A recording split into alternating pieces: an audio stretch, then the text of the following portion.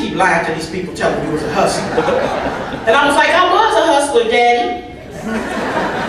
And he said, no, baby.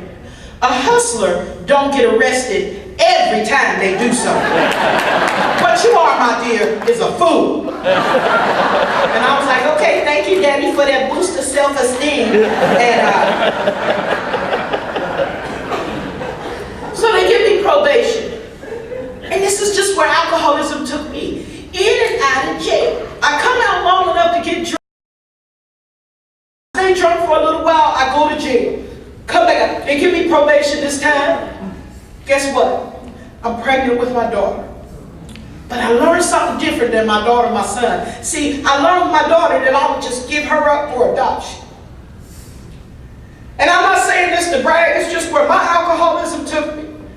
I drank every single day of my pregnancy, never having a day of prenatal care. Every single day. I believe in angels, y'all. I was working at this restaurant. My stomach is getting bigger. This guy named Tom and his wife Elizabeth says, Angie, look, we're going to open up a restaurant in Bloomington, Indiana. Why don't you come with it? I said, okay, because I'm going to get my baby up for adoption. And I went with him. And this couple went in the delivery room with me when I had my daughter. And when you give a child up for adoption, they throw a black tarp over you so that you can't see the child. And they came and they got my baby, and when they took her out, I saw her hair. And I remember thinking to myself, I wish I could do something for her. But there's one who has all power. And they take her to the nursery and they take me to medical. And I'm laying in that room, and my parents found out where I was, and they said, Angie, bring her home. We'll take care of her. I began to drink, and I began to drink. And one night I'm at the bar. By this time, I'm living on the banks of the Ohio River in a boarding house. One day I'm at the bar, and somebody asked me if I wanted to go and do some enhancements, and I said, okay. So I'm sitting with them and I'm drinking and doing this stuff, and all of a sudden the guy took my drugs. He got high and he shot ice water into my veins. It was 17 blocks from where I was to that boarding house. And I'm just sick, y'all. And I'm walking, and with every step I took, I said, God, please help me. I don't want to die like this. And I get down to that boarding house, and this is why I'm a believer in angels. There was a little blonde white woman standing there, and when I got to that door, it was as if everything stopped. And she looked me dead in my face, and she said, honey, you do not have to keep living like this. And I said, I'm sick. And I told her what happened, and she went up to my room. She put a cold rag on my head, and she began to tell me of her drinking.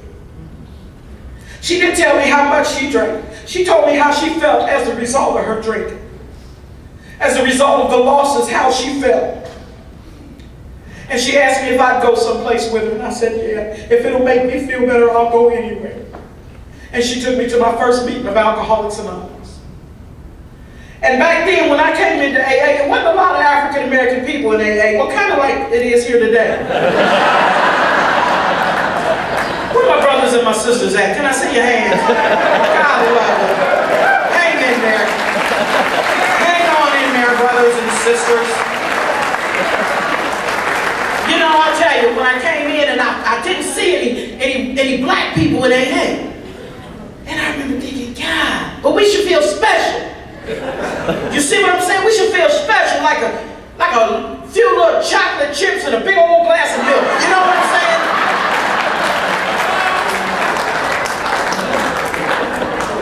Thank God that I learned that it didn't have anything to do with the color of my skin, that the only requirement for membership was a desire to stop drinking. That's what they told me.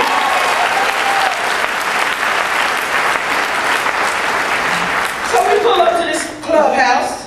I didn't know what that was at the time. It's about 50 Harleys parked out front. All these white people with white cups. And I said, well, it looks like it's going to be a pretty little interesting party. And I started walking up this walk with her. And people started reaching out their hands. They said, welcome. Welcome. Some guy was playing the guitar. playing a John Denver song. You fill up my senses. Everybody seemed to be swaying to me. Just. And I said, well, this is all interesting. I start to walk up the steps and this big biker dude grabs me, picks me up and goes, welcome to Alcoholics Anonymous. My name is Squirrel. And I was like, Squirrel. You're going to put me down, brother. Why they name your big butt Squirrel? And I walk into this room and she said, some guy's going to tell his story. And she took me over and I sat to the right side of the room. The guy got up to the podium and he started talking. Oh, I was appalled. Do you hear what I am saying? This man it was the strangest thing. Newcomer mentality. Because see, we forget sometimes how we viewed this when we came in. So this old white guy's up here, he's going, yeah, I used to beat my wife every day. Then it seemed like the room went, ah! And I said, whoa.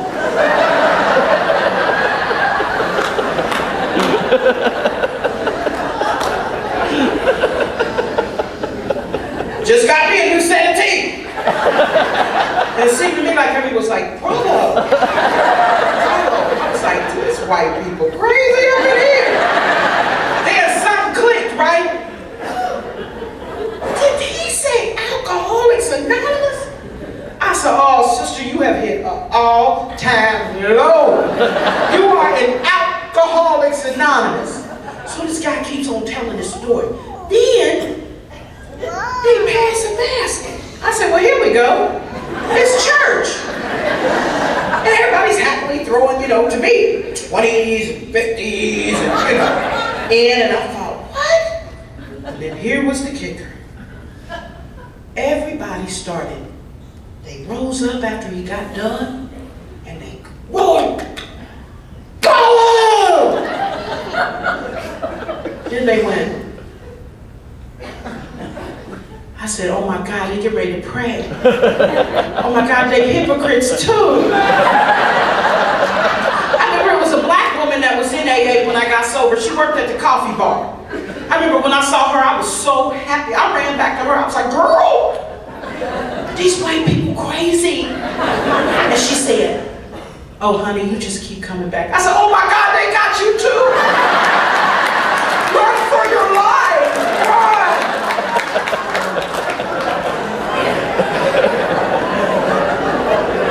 So then after they start doing this chant, it was the weirdest thing. Keep coming back, it's something. And keep coming back.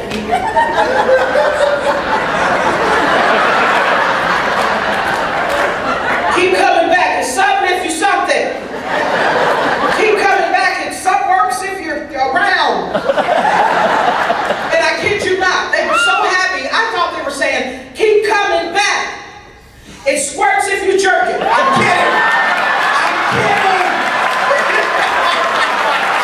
I'm kidding.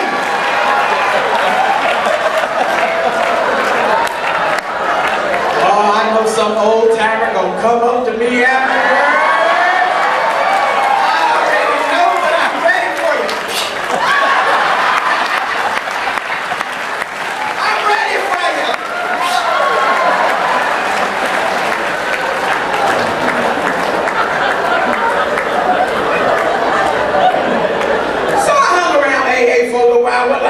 Social skill or anything.